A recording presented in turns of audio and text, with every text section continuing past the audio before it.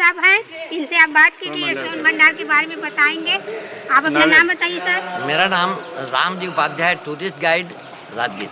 सोन भंडार। सोन भंडार। हाँ, इनसे आप मिलिए और ये आपको अच्छा जानकारी देंगे। और जब भी आप आए राजगीर सोन भंडार, तो सर आपका नाम बता दीजिए फिर से। रामजी उपाध्याय, टूरिस्ट गाइड सोन भंडार, राजगीर, बिहार में राजगीर पड़ता है। बोलिए।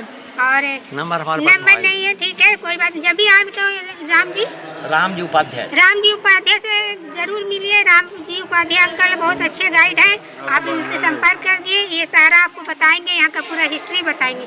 Okay, thank you very much. आप सबों को मेरा नमस्कार।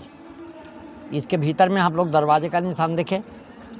दरवाजे के बारे में कहा जाता है कि मगध का राजा बिंबिसार थे, तो ये राजा बिंबिसार का बैंक खजाना था, लॉकर था, वो खजाने का मेन दरवाज़ा है। लेकिन इस ऐतिहासिक स्थल का टाइटल है सोन भंडार। सोन का मतलब सुरंग होता है सर जी। तो दरवाजे के पीछे 3 माइल की लंबी सुरंग है, गुफा है। तो उधर आपका गर्म जल का कुंड हुआ, कुंड के बगल से 565 सीढ़ी ऊपर पहाड़ चढ़ना पड़ता है। पहाड़ का नाम है वैवहारगिरी। तो इस वैवहारगिरी पहाड़ी के ऊपर में सप्तपर्णी गुफा है। तो सप्तपर्णी गुफा का अंडरग्राउंड रास्ता यहाँ तक बताया गया है।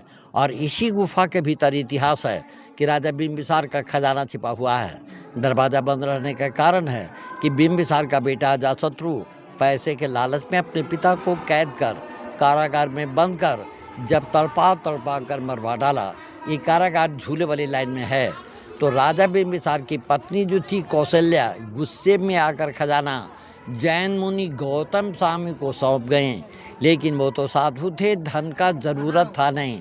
वो इसी गुफा के भीतर रखकर ऊपर से पत्थर का दरवाज़ा बंद कर भीतर में एक लिपि लिख दिए कि लिपि जो विद्वान पढ़ेंगे तो वो दरवाज़ा आप पे आप खुल जाएगी।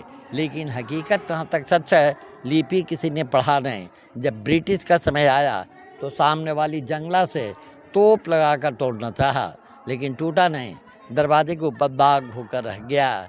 भारत सरकार तोड़ने का कोई कोशिश किया नहीं, क्योंकि पहाड़ के भीतर गंधक, लोहा, फास्फोरस है, विस्फोटक पदार्थ है। अगर इसे डायनामाइट से तोड़ा जाए, ब्लास्ट कर जाएगा, ज्वालामुखी फूटेगा, गर्म जल वगैरह बंद होने का उम्मीद है। तो बात रही कि खजाना है अथवा नहीं, ये तो किसी ने देखा नहीं, हो भी सकता हो, नहीं भी हो सकता है। लेकिन आज हमारे क्या विदेशी वगैरह जो आ रहे हैं, वो तो गर्म जल और इन प्राचीन स्थलों की वजह से आ रहे हैं। और विदेशियों से भारत सरकार को डॉलर मिल रही है, जिसके बदौलत विदेशों से संपर्क चल रहा है। इसलिए 1904-5 पे लॉर्ड कर्जन, जो ब्रिटिश टाइम में गवर्नर थे, वो ऐसा कानून बना दिए कि प्राचीन स्थल को नष्ट कर सकते हैं। नष्ट करने वाले को 5,000 रुपया जुर्माना और 6 महीना कारागार भोगना पड़ेगा।